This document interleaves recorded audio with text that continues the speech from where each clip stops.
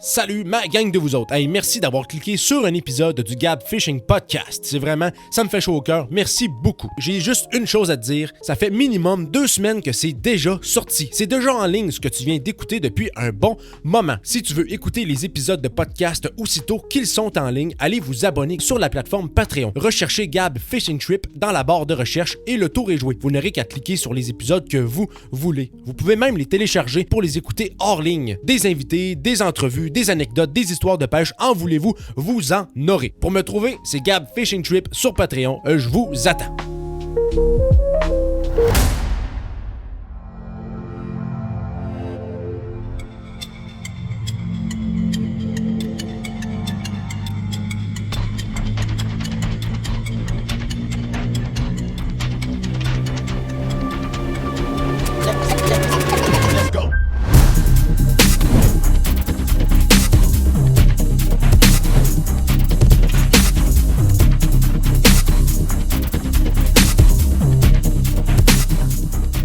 Bonsoir tout le monde. Aujourd'hui, qu'est-ce qu'on va parler? On va parler de mon nouvel empire qui est en train de s'élever tranquillement, pas vite, ça prend forme. J'adore ça, je vous en parle tantôt.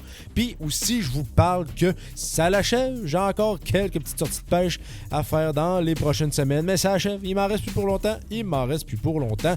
Pour moi qui ne pêche pas l'hiver, qu'est-ce qu'on a aussi pour vous aujourd'hui?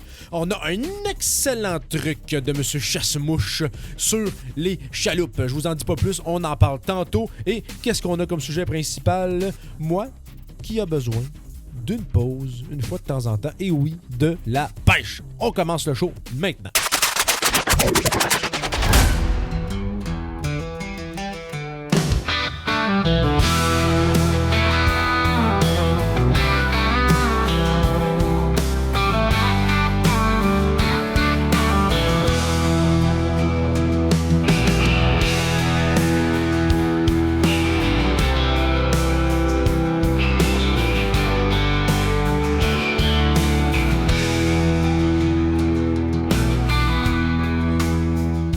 Bon, enfin, ma voix commence à redevenir radiophonique. Ben oui, j'ai une voix toujours radiophonique comme ça. C'est toujours le rhume qui m'empêche, qui empiètre ma qualité sonore de jour en jour. Ben non, c'est juste moi qui ai rajouté un petit peu plus de bass aujourd'hui. J'essaye de voir les paramètres, là. Fait que je vais y aller avec 75% de bass. On va voir si ça vient fucker vos systèmes de son. Puis au pire, je corrigerai au besoin dans les autres épisodes. C'est pas plus grave que ça. Fait qu'aujourd'hui, on est encore début septembre. J'en fais souvent des podcasts. Pour vrai, des épisodes, je les sors quand même assez fréquemment. À date, ça va super bien. Je suis porté par un élan de création, de brainstorm et d'improvisation. Vraiment le fun à créer. C'est vraiment le fun. Pour vrai, là, j'ai 3-4 idées. Je te shoot. Je te shoot. Non, je te tirerai pas dessus. Prends pas peur, anyway, j'ai pas mon permis de chasse. C'est juste que, tu sais, c'est pas compliqué. J'allume mon micro, j'ai comme mon plan d'épisode dans ma face. Je veux juste parler de mes sujets.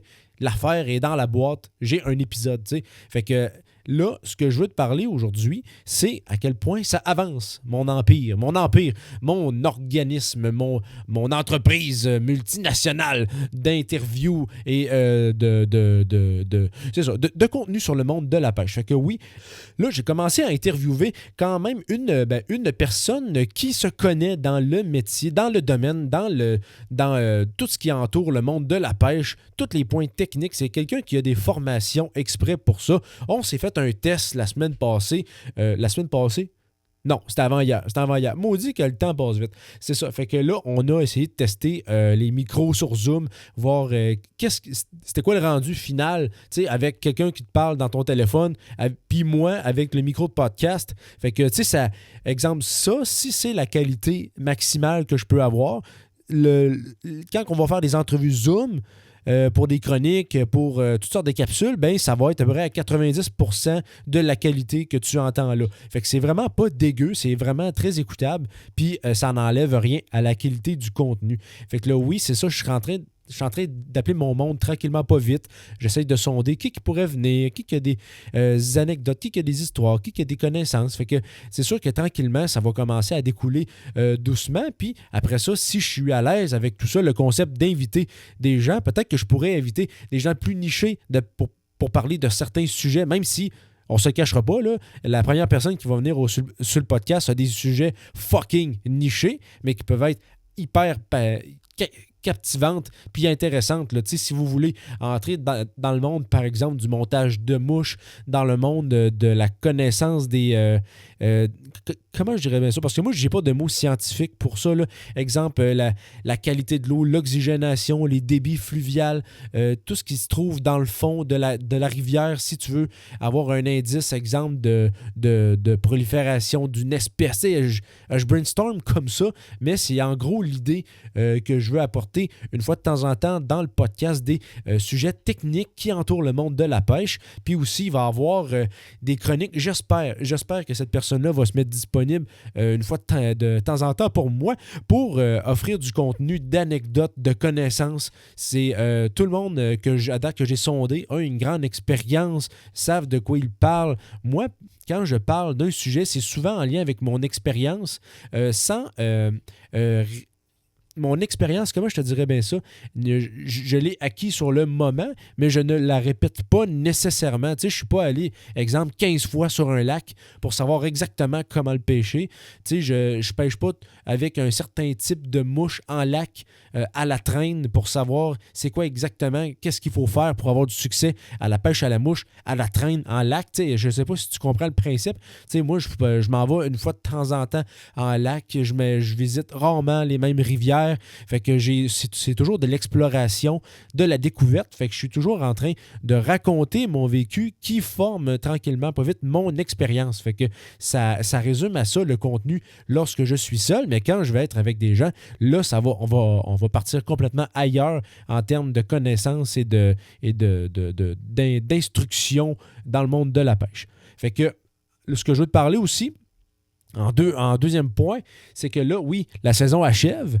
Il me reste, là j'en avais parlé dans les autres épisodes, là il y a la rivière Nicolette qui s'en vient bientôt, aux 2/3 de septembre, probablement le 20. Puis c'est ça, fait que là, la saison, j'espère qu'il va faire beau parce que sinon ma saison va s'arrêter direct là pour la truite. J'avais pas prévu y retourner parce que là, les rénovations à la maison commencent à découler tranquillement pas vite. J'ai d'autres tâches plus importantes que de m'amuser. Il me semble que ça devrait être un point principal, mais tout ce qui est important, comme les rénovations puis les points de paternité, ça, je peux pas négliger ça. Voyons, fait que là, j'ai mis la pêche de côté depuis un bon 15 jours, puis j'espère au moins retourner 2 fois au fleuve. Il y a quelqu'un que je veux amener pour initier cette personne-là à la pêche. C'est Paul Massé de River Hunter Québec. Fait qu'il m'avait témoigné son intérêt à découvrir cette pêche-là. Fait qu'il y a le stock. Il manque peut-être une coupe de poids de 4 onces, là, mais en gros, il y a pas mal ce qu'il faut pour se faire une sortie de pêche en bord de fleuve. Fait que si je réussis à y faire pogner quoi, ça sera plus River Hunter Québec. Ça va être Big River Hunter Québec. OK? Parce que là, il va pêcher pas juste les petits tributaires puis les rivières du Québec, il va pêcher aussi le Grand Fleuve Saint-Laurent. Fait que ça va être un gros une corde de plus à son harpe. Tu comprends le principe? Fait que j'ai bien hâte de découvrir cette session de pêche-là si on réussit à se libérer. Puis il y a encore une autre personne qui, en fait, que je veux aller pêcher avec lui. Celle-là, voyons, c'est la personne qui m'a accompagné à ma pêche. C'est la dernière vidéo qui vient de sortir. Là. J'attrape une truite arc-en-ciel de 14 pouces et demi en vignette là, de ma vidéo. Vous pourrez aller voir ça. On le voit quelques instants en début de vidéo. Puis, en fait, cette personne-là, je veux l'amener avec moi pêcher au bord de fleuve. Cette personne-là s'était essayé un bon 4-5 heures en marée montante, mais il n'y avait rien pogné. Fait que je ne sais pas si les conseils que j'avais donnés étaient adéquats ou juste il y avait une bad luck puis il n'y a juste rien pogné. Fait que je vais y retourner avec lui. On va regarder tout ça. Ça risque d'être 2 belles sorties de pêche. Fait que là aussi, comment je te dirais bien ça? Ah oui, ben je vais me le garder à la fin. Ah oui, fait que là, je suis tout excité. On passe maintenant à une publicité. Oui, c'est Monsieur Chasse-Mouche qui va vous présenter une astuce très importante pour la pêche en lac lorsque vous utilisez une chaloupe dans une zec. C'est parti! Alors, bonjour, ici, Monsieur Chasse-Mouche. Monsieur Machous, Monsieur Monsieur, chasse-mouche. Bon, voilà. Alors, dans cette capsule, je vais vous donner des trucs pour boucher un trou d'échappement de chaloupe quand vous n'avez pas de bouchon, en fait. Premier truc, pour faire ça simple, n'allez jamais dans la zec parce que c'est de l'eau. Je t'arrête tout de suite, là, tu peux pas dire ça, là. Mais là, c'est parce que, je te le dis, leur zec, c'est Non, vraiment de l'eau. dis pas ça, on va couper au On montage. dit pas que c'est de... Non, on dit pas ça, on dira pas ça, on va dire Bon, autre ben, chose. si on dit pas que c'est de... On dit que c'est quoi à la place? On va dire, dis d'autres trucs à la place, dis d'autres trucs, tu connais sûrement d'autres trucs, là, dis ça. Ok, bon, ben... ok. Ouais, c'est ça, vas-y. Alors, dans ce cas-là, ce que vous pouvez faire pour boucher les trous des chaloupes dont vous n'avez pas de bouchon, vous pouvez prendre un restant de terre, vous pouvez prendre de la gommette, vous pouvez prendre... vous pouvez laisser vraiment le bouchon de terre qui est déjà placé dans le trou parce que ça fait 3 semaines que la chaloupe n'a pas servi. Tous les débris sont déjà dedans, bien compactés. Sinon, vous pouvez prendre quoi? Vous pouvez prendre de la sève d'oreille, vous pouvez prendre les bobettes de Monsieur Jean-Guy qui l'a oublié dans la chaloupe. Pour blague à part, là, vous pouvez prendre du rouleau de papier de toilette et faire une espèce de pâte et glisser ça dedans, tout bien compacté. Vraiment, c'est très efficace. Sinon, n'allez pas dans la Non, on Parce dit que pas ça, c'est dis pas vraiment ça.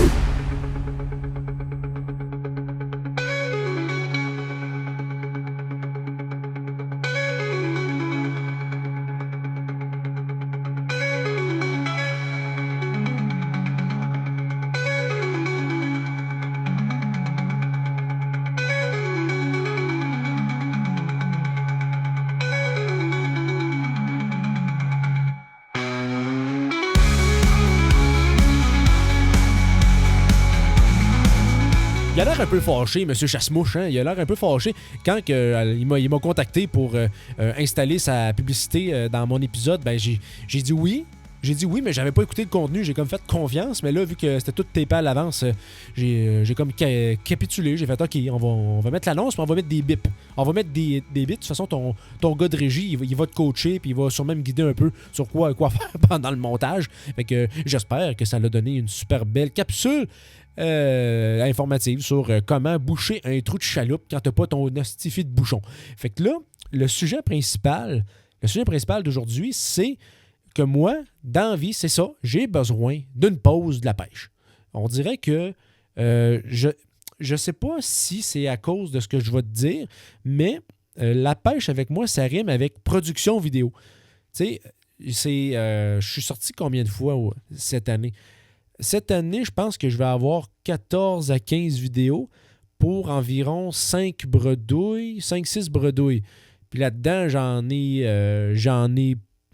les ai toutes captées, mais j'en ai pas fait de vidéo pour certaines. Il y en a une, c'était à la rivière. Non, je le dirai pas, celle-là. Je le dirai pas, mais bref, toutes les rivières que j'ai visitées, en fait, j'ai pas eu même pas une touche, là, tu sais. C'était même pas proche. Même si ces rivières-là étaient excessivement belles, sans te la nommer, cette rivière-là, il y a une rivière où il y avait des beaux versants, là, des bassins.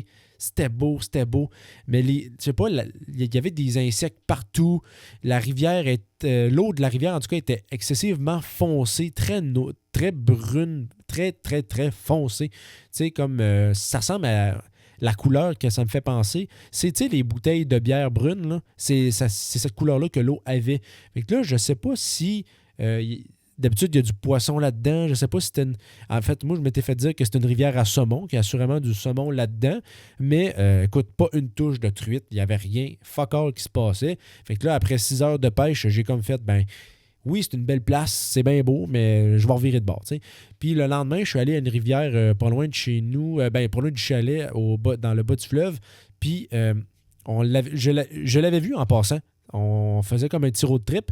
Puis je l'ai vu, on passait au-dessus d'un viaduc. J'ai fait « Wow! Ça a l'air malade. Je vais aller là. » Fait que j'arrive un bon matin. Je me score sur le bord de la rivière. Puis là, je fais « Ouais, tu courant pas mal. Hein? Puis il y a de la mousse en maudit. » Tu sais, l'eau était archi brouillée. Ça ressemblait comme un creek en crue. Tu sais, c'est finalement, tu sais. Fait que là, j'avais checké les images satellites. Ça promettait quelques bassins. Fait que là, je m'aventure là-dedans, tranquillement, pas vite. Puis là, tu sais, de l'eau brouillée, il y a de la vase partout. Tu sais, c'est beaucoup de végétation glissante.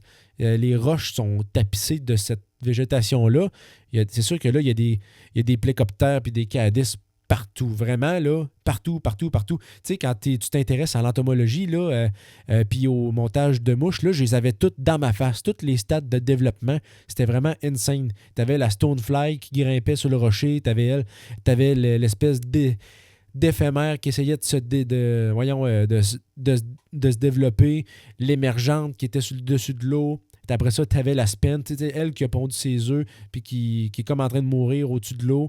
Fait que là, tu sais, j'avais toutes les étapes. Fait que là, c'était vraiment une beauté à voir, tu sais, mais pas de truite, pas rien. J'essayais au lancer léger, au verre à la mouche, à la woolly bugger, j'essayais carrément tout.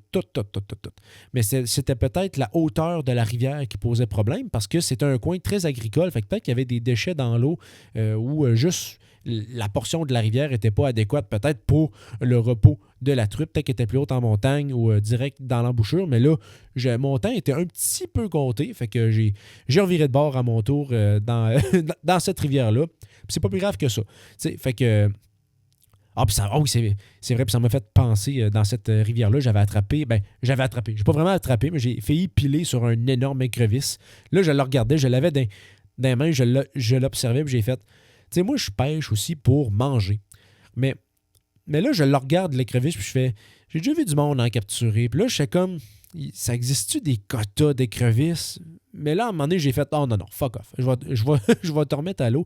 Parce que, anyway, là... comment je te dirais bien ça? Y a-tu des quotas? Si oui, de combien? Mais si je le garde, comment je veux dire, comment je le tue pour le garder au frais? Je pas pour le garder vivant dans mon sac de poisson qui est fermé. Ça serait faire souffrir pour rien. Fait que, pars. Je t'ai laissé aller dans la rivière, puis tu as poursuivi ton petit chemin, comme un petit écrevisse dans la rivière. C'est ça, j'ai pas de comparatif. fait que oui, c'était à peu près ça, mais c'est ça. Je te parle de tout ça parce que pêcher rime avec production vidéo. C'est là le point que je voulais aller. Une méchante parenthèse, pareil. Méchante parenthèse. Fait que toute l'année, quand je pêche, je sors la caméra.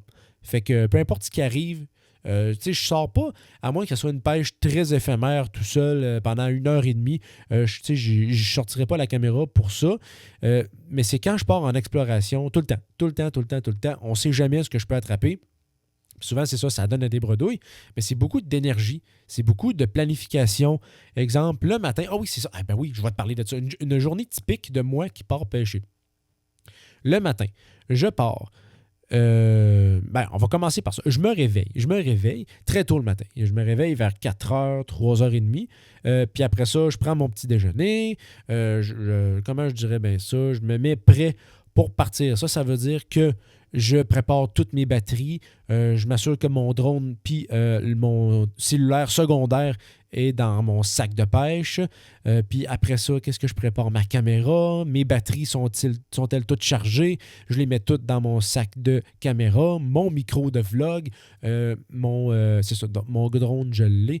Toutes mes boîtes de mouches. Ma canne, il faut que je la mette dans le coffre du char, il faut que je me mette une glacière au cas où je ramènerai quelque chose. Ma bouteille d'eau, je m'apporte comme une espèce de 4-5 litres là, dans une grosse bouteille SK que je mets dans le fond de la glacière. Comme ça, en arrivant de ma session de pêche, j'ai comme un 4 litres qui m'attend. Puis c'est une délivrance totale de boire cette eau-là. Puis là, je prépare tout ça.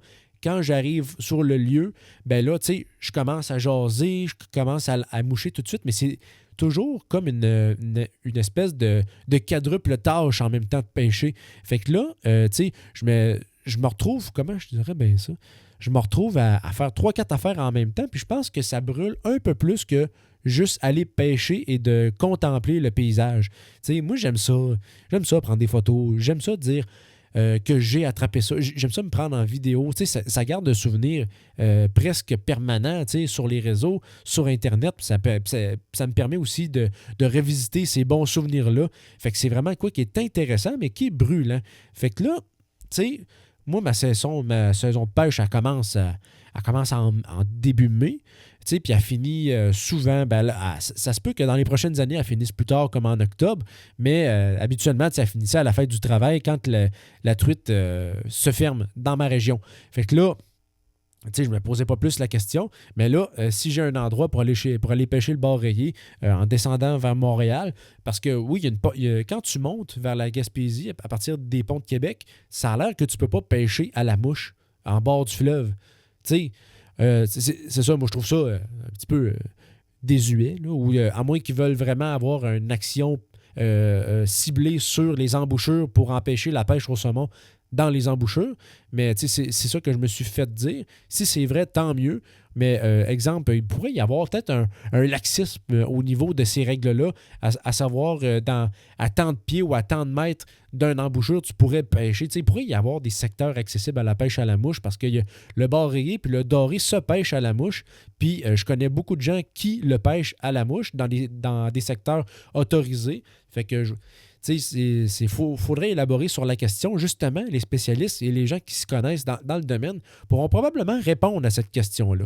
Fait que là, où c'est que je t'ai rendu, moi, avec ça? C'est ça. Fait que là, quand je pars à la pêche, j'en reviens très brûlé, très plein, enrichi de savoir et d'exploration et de vécu, mais brûlé. Fait que là, quand il arrive l'automne, moi, je me donne un break. Je me donne un break parce que je me connais, ça fait 5 à 6 ans que je prends des vidéos de mes pêches. Puis, même si c'était juste du vlog dans les premières années, je suis toujours content de recommencer l'année qui suit.